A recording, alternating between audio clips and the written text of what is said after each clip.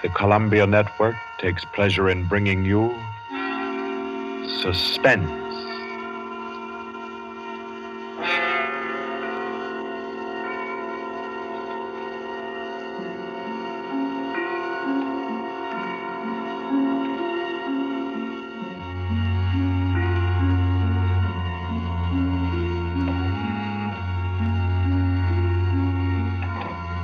Suspense.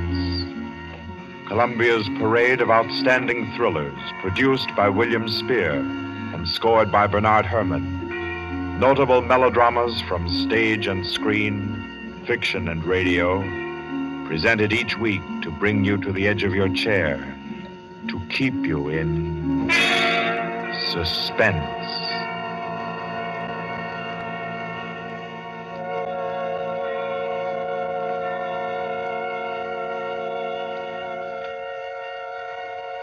Tonight's story, by the noted American author T.S. Stribling, deals with a crime of murder on an exotic and atmospheric island, with ragged beggars who slept in a Hindu temple and awoke with gold in their pockets and a dead girl lying near them, and with a strange and mystical entrance into the life of hereafter, which was the experience of an American psychologist.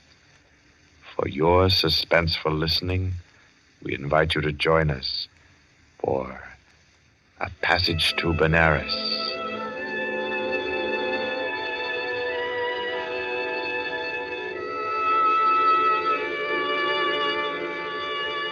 In Porto, Spain, in Trinidad, at 5:30 in the morning, Mr. Henry Poggioli, an American psychologist, stirred uneasily, became conscious of a splitting headache, opened his eyes in bewilderment, and then, with a shock, saw where he was. He got up, arranged his clothing. He tried with his neat psychological mind to recapture his dream, to bottle up again the little smoking wisps that still floated about within his aching head. By 7 o'clock, he had found his way back to the house of Mr. Lowe, his host in Port of Spain. Lowe was already about his coffee, with an interested spoon poised above the morning paper. Ah, there you are. Good morning, Poggioli. I say, you're quiet. Didn't hear you get up at all. Have some breakfast? Oh, thanks. I've been out for a breath of air. What's the news today? Well, the new governor will arrive in Trinidad on the 12th, and, hello. Another native's killed his wife. Tell me, Poggioli, as a psychologist, why do coolies kill their wives? Oh, for various reasons, I imagine. Let's hear some of the facts. Oh, I say, this is a coincidence. Really putting on a show for you, Poggioli, on your first visit to Trinidad. How so? Well, you remember that wedding procession you and I watched last evening down at the Hindu temple? The temple? Oh, of course. The cream-colored little bride with the breastplates and the linked gold coins and the anklets and all the finery. Mm-hmm. And the bridegroom. What'd you say his name was? Budman Lal? Yes. Well, do you know what's happened? Budman Lal is in jail this morning, and his cream-colored little bride is dead with her throat cut. No. Do they think he did it? No doubt of it. That's why he's in jail now. He always seemed like a sensible fellow, too. One of our best patrons. Which only proves my contention, Poggioli. A bridegroom of only 6 or 8 hours killing his wife without any reason at all. Oh, there's usually some reason for murder. Maybe. But I say, old boy, you're missing the point completely. How? Well, suppose you actually had gone and slept in the temple there last night. You wanted to, you know. Remember? And I said, no white man ever stays all night in a coolie temple. You remember? Yes, I remember. You said it simply isn't done. Well, if you had, Poggioli, I say, that would have been a pretty kettle, wouldn't it? Yes. Yes. Well, I'm afraid I'll be mixed up in this. Both Mr. Lal and his uncle Hiradas are clients of mine. Old Hiradas has upwards of $5 million in my bank. Hiradas? Didn't you tell me he built that temple where the murder took place? Yes. It's what the Hindus call a temple and rest house. Hiradas gives rice and tea to any traveler who comes in for the night. It's an Indian custom to help mendicant pilgrims. A rich Indian will build a temple and rest house just as you Americans erect libraries. Ah. What does it say there about the murder, though? Budman Lal, nephew of the famous Mr. Hira Das, was arrested early this morning at his home for the alleged murder of his wife, whom he married yesterday. The body was found at 6 o'clock this morning in the temple where the wedding ceremony took place. The temple attendants gave the alarm. The victim's head was severed completely from her body, and all her jewelry was gone. 5 coolie beggars who were asleep in the temple when the body was discovered were arrested. They all claimed ignorance of the crime, but a search of their persons revealed that each beggar had a piece of the bride's jewelry and a coin from her necklace. Mr. Budman Lal and his wife were seen to enter the temple at about 11 last night for the Hindu rite of purification. Mr. Lal, who is a prominent curio dealer, declines to say anything further. Doesn't tell you very much, does it? Not much. What do you make of those beggars? Oh, that's simple enough. Those devils laid in wait inside the temple until the husband went out and left his wife. Then they murdered her and divided the spoil. Ah, but she had enough bangles and geegaws to give a dozen to each man. Yes, you're quite right, Pajoli. That's a fact. Why should they continue sleeping in the temple after they'd killed her if they did murder her? Well, why shouldn't they? They knew they'd be suspected, and they couldn't get off the island without capture, so they thought might as well lie down again and go back to sleep. You may be right, Lo, but that doesn't look like the solution to me. Well, I'm satisfied that's how it occurred. You mean the beggars killed her? Mm-hmm. Well, I don't think so. I rather fancy that the actual murderer took the girl's jewelry and went about the temple thrusting a bangle and a coin in the pockets of each of the sleeping beggars to lay a false scent. Oh, come now. That's laying it on a bit too thick, Pajoli. My dear Lo, that's the only possible explanation for the coins in the beggars' pockets. I say, oh, boy, you've had lots of experience in these things. Come along with me, and we'll go up and see Mr. Hira Das and see if we can't help his nephew. I'll be glad to. But we'll go to the temple first. Then we'll call on Mr. Hira Das.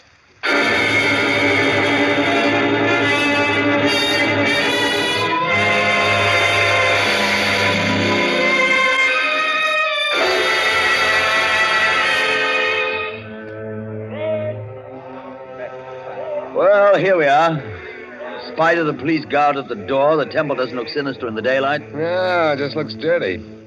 Let's go in and question the beggars.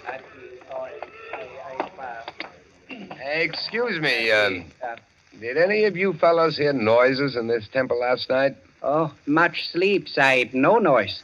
Policeman punch us wake this morning. Makes it still here. What's your name? Shuda Chan, Sahib. When did you go to sleep last night? When I ate rice and tea, Sahib. Mm-hmm. Do you remember seeing Budman Lal and his wife enter this building last night? Yes, remember, Sahib. Did you see them go out? No, Sahib. No one remember go out. You were all asleep then, huh? All asleep, Sahib. Did you have any dreams during your sleep? Hear any noises? I dream bad dreams, Sahib. Huh? When policeman punched me awake this morning, I think dream is come true. And me, Sahib. Me, too. Me. Did you all have bad dreams? Yes, all have bad dreams. Look here, Pajoli. I don't see where this is getting us. I do think we ought to be getting on to old Hira Das's house. No, I think we can now entirely discard the theory that the beggars murdered the girls. On what grounds? They told you nothing except that they all had bad dreams. That's the reason. They all had wild, fantastic dreams. That suggests that they were given some sort of opiate in their rice or tea last night. It's quite improbable that 5 ignorant coolies would have wit enough to concoct such a piece of evidence as that. That's a fact, but I don't believe a Trinidad court would admit such evidence. We're not looking for legal evidence. We're after some indication of the real criminal. Now I suggest that we get onto the house of Hira Das.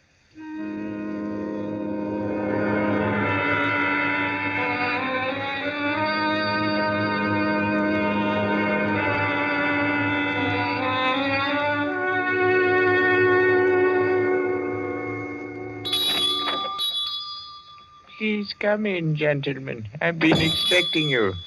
Please be seated. Thank you. Thank you. A most mysterious murder, and the life of my poor nephew will depend upon your exertions, gentlemen. Tell me, what do you think of the beggars that were found in the temple with the bangles and coins? Well, I'm afraid my judgment of the beggars will disappoint you, Mr. Hyradas. Huh? My theory is that they're innocent of the crime. Really? Why do you say that? Because they told me of dreams they had. And all their dreams were very nearly identical. You are not English, sir. No Englishman would have thought of that. No, I'm American with a backlash sprinkling of Italian. My name's Paggioli. What is your profession, Mr. Paggioli? You are a detective. No, Mr. Das. I'm a psychologist. Ah, your soul is at least groping after knowledge. However, it gropes as a blind worm, Mr. Paggioli, and we must find the criminal who committed this crime, and thus restore my nephew Boodman Lal to liberty. You can imagine what a blow this has been to me after I arranged this marriage for my nephew. You did arranged a marriage for a nephew who was in his 30s? Yes, Mr. Paggioli. I wanted him to avoid the pitfalls into which I fell. He was unmarried, and he'd already begun to add dollars to dollars. I did the same thing. And now, look at me. An empty old man in a foreign land. What good is this house where men of my own kind can't come and sit with me, and when I have no grandchildren to romp and play? No. I've piled up dollars and pounds. I've eaten the world, Mr. Paggioli, and found it bitter. Now here I am, an outcast. And why don't you go back to India, Mr. Hyradas? Why, Mr. Paggioli, my mind is half English. If I should return to Benares, I'd walk about thinking what the temples cost. How much was the value of the stone set in the eye of Krishna's image? If I would ever be one with my own people again, Mr. Paggioli, I must leave this Western mind and body here in Trinidad. That's very interesting and moving, but we were discussing your nephew, Boodman Lal. Wait. In searching for the criminal, I would suggest you look for a moneyed man. Let me tell you my suspicions, and you can work out the details. What are they? I went out of the temple this morning to have the body of my poor murdered niece brought here to my villa for burial.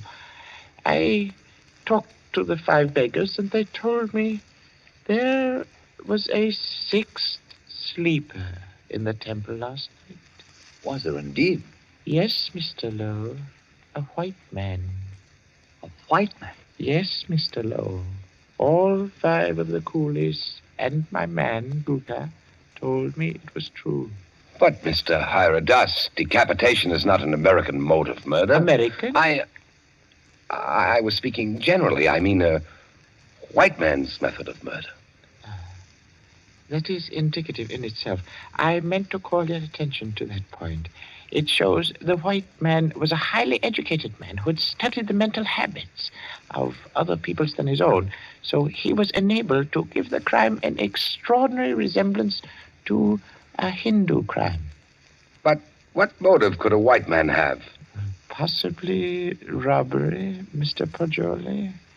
Or if he were a very intellectual man, he might have murdered the poor child by way of experiment. A murder for experiment? Yes, Mr. Lowe. To record the psychological reaction. Why, I can't entertain such a theory as that, Mr. Hyradas. Oh, no. It is too far-fetched. However, it is worth investigating, is it not? Yes, but I'll begin my investigations with the man Guka. By all means, Mr. Paggioli. And in your investigations, gentlemen, hire any assistance you may need. Draw on me for any amount. I want my nephew exonerated, and above all things, I want the real criminal apprehended and brought to the gallows.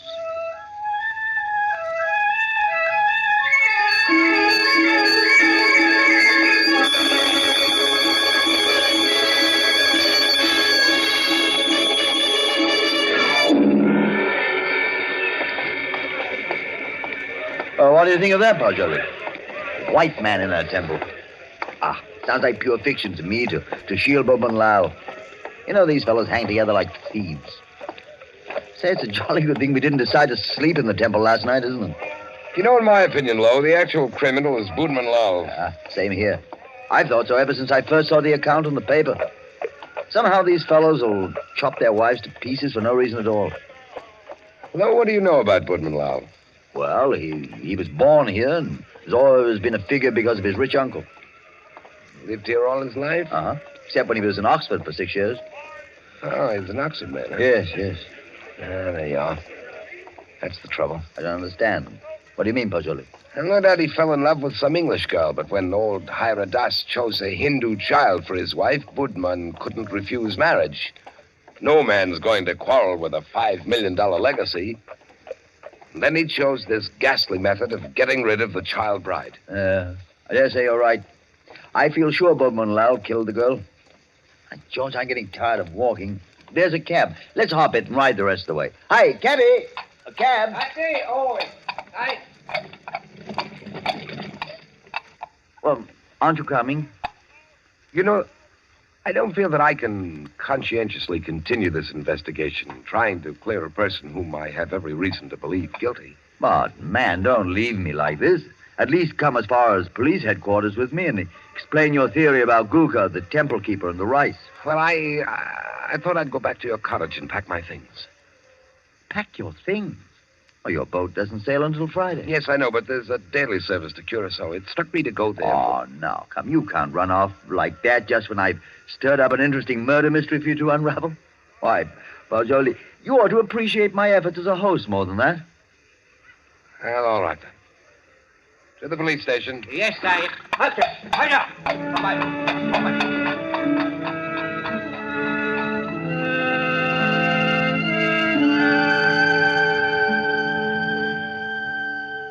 Chief Vickers, this is my friend, Mr. Pajoli. Mr. Pajoli, Mr. Vickers is chief of Trinidad's police force. How do you do? How do you do? Chief Vickers, I've asked Mr. Pajoli's counsel in the Boudman Lau murder case. He's already developed a theory as to who is the actual murderer of Mrs. Boudman Lau. So have I. Now, in this matter, Chief Vickers, I want to be perfectly frank with you. I'll admit we're in this case in the employ of Mr. Hiradas and are making an effort to clear his nephew, Boudman Lau. We felt confident you'd use the skill of the police department of Port of Spain to work out a theory clearing Boudman Lau just as readily as you would to convict him. Our department usually devotes its time to conviction and not to clearing criminals. Yes, I know that, but if our theory will point out the actual murderer... What is your theory? Mr. Pajoli's deduction is based on the dreams of the men who were found in the temple. So Mr. Pajoli's deduction is based on dreams. It would be a remarkable coincidence, Mr. Vickers, if 5 men had lurid dreams simultaneously without some physical cause. It suggests strongly that their tea or rice was doped. Now, if you find out what soporific was used, then have your men search the sales record of the drugstores in the city to see who has lately bought such a drug. You will find the murderer. Uh-huh. How do you like Trinidad, Mr. Pajoli? I'd like it very much indeed. You've just arrived, haven't you? Yes. In what university do you teach back in the States? Ohio State. A chair of criminal psychology in an ordinary state university? I'm not a professor. I'm simply a docent, and I haven't specialized on criminal psychology. I quiz on general psychology. You're not teaching now? No, this is my sabbatical year. You look young to have taught in the university 6 years, but then you Americans start young in your land of specialists. Now, Mr. Pajoli, I suppose you're wrapped up heart and soul in your psychology. I am. You'd do anything in the world to advance yourself in the science. I rather think so. Especially keen on original research work. That's what he is, Chief Vickers. Do you know what he asked me to do yesterday afternoon? No, what, Mr. Lowe? Oh, I don't think we ought to burden Mr. Vickers with our household anecdotes. Oh, but I'm really curious. Just what did Mr. Pajoli ask you to do yesterday afternoon, Mr. Lowe?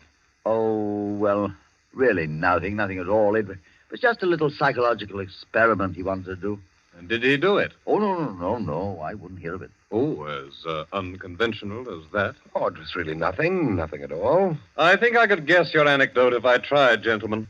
About a half an hour ago, I received a telephone message from my man stationed at the temple to keep a lookout for you and Mr. Pajoli.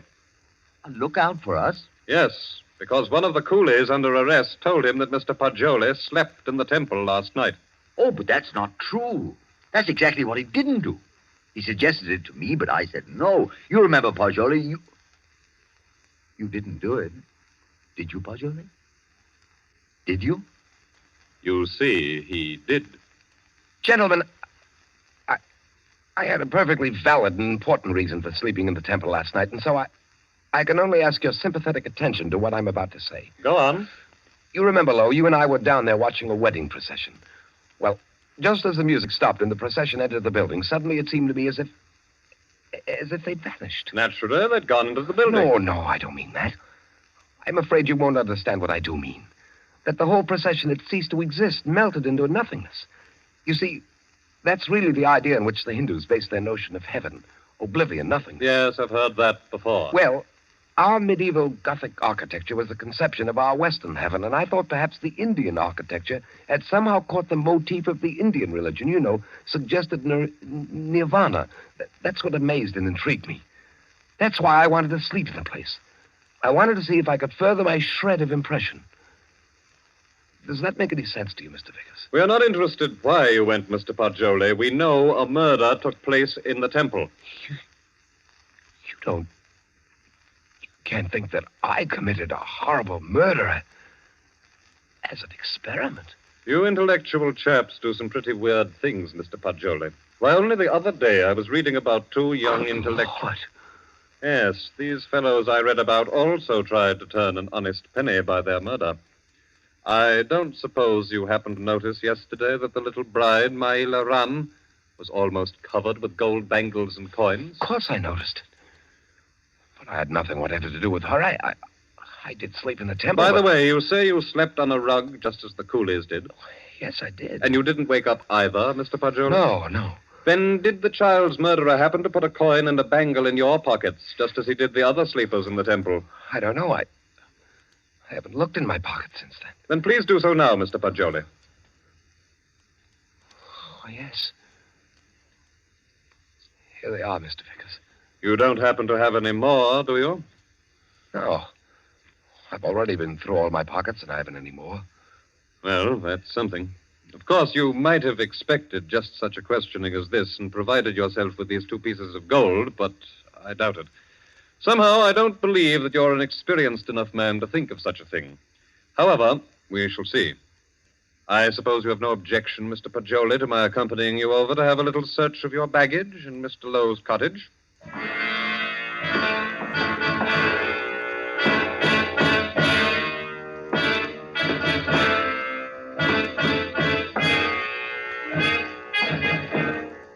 Now then, Mr. Poggioli, be so kind as to open your trunk.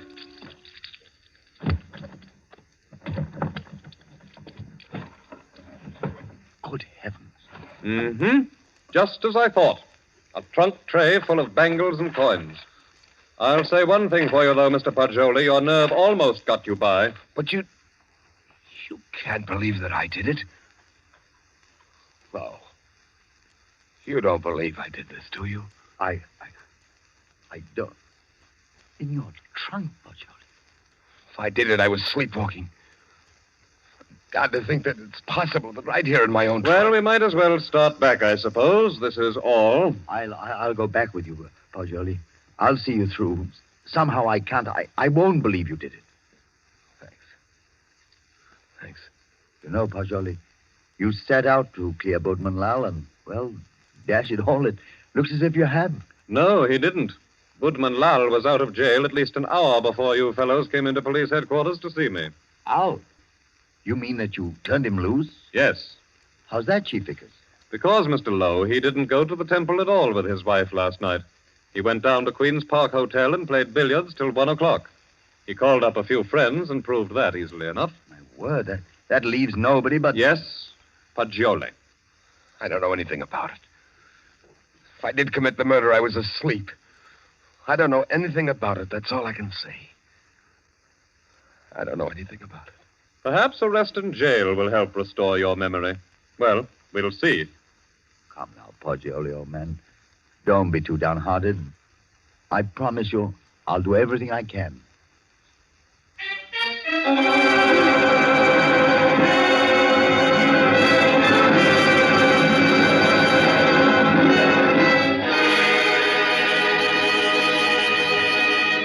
In the case against Henry Poggioli, having been duly tried by a jury of your peers who have been found guilty and by the powers invested in me, I herewith sentence you to be hanged by the neck until you are dead.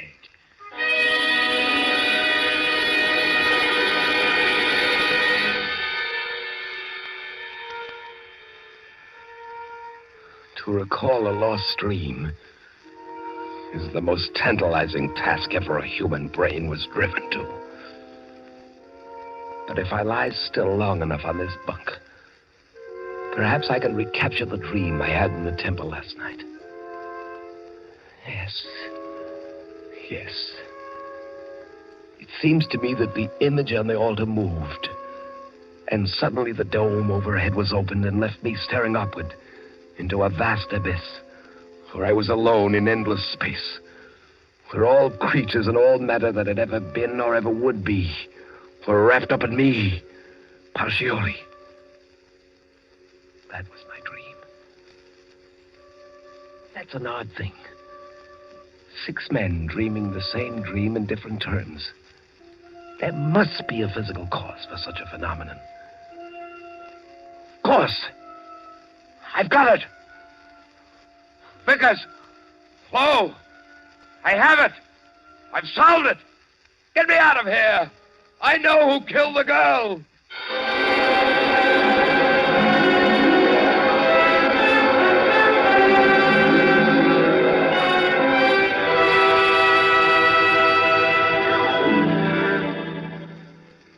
What is it, my friend? I know who murdered the bride. Old Hierodias did it. Now listen. Go tell Vickers to take the gold he found in my trunk and develop all the fingerprints on it. He'll find Hierodias' prints. Also tell him to follow out that opiate clue I gave him. He'll find Hierodias sent a man to put the gold in my trunk. See if they don't find brass or steel filings in my room where the scoundrel sat and filed a new key. But they've already done that long ago. They have? But certainly. And old Hierodias confessed everything. Though why a rich old man like him should have murdered a pretty child is more than I can see. But why did he pick on me as a scapegoat? Oh, he explained that to the police. He said he picked on a white man so the police would make a thorough investigation and be sure to catch him. He did? Aye. But what I can't see is why the old boy wanted to be caught and hanged. Why didn't he commit suicide? Why? I know why. Because according to his religion, in that case his soul would have returned in the form of some beast. He wanted to be slain because he expects to be reborn instantly in Benares, with little Maila Ran as his bride instead of his nephews. He hopes to be a great man with wife and children. All the things he was not, here in Trinidad. Yes, you must be right. Why didn't you come and tell me about Hierodias' confession the moment it occurred? What do you mean keeping me here when you know I'm an innocent man? Why didn't you tell me before this? Because I couldn't. Old Hierodias didn't confess until a month and 10 days after you were hanged.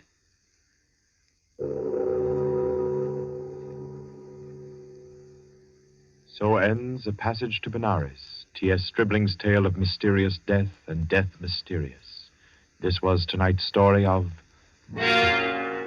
Suspense. Suspense is produced by William Spear. John Dietz was our guest director this evening. Tonight's radio drama was written by Carol Case and scored by Bernard Herrmann. Paul Stewart was Poggioli, Barry Kroger was Mr. Hierodias, and Horace Brem played Mr. Lowe. Others in the cast were Alan Hewitt and Guy Rep. Next week at this time, Columbia will bring you another selected story from the world's great literature of thrills, another study in suspense. This is Barry Kroger, and this is the Columbia Broadcasting System.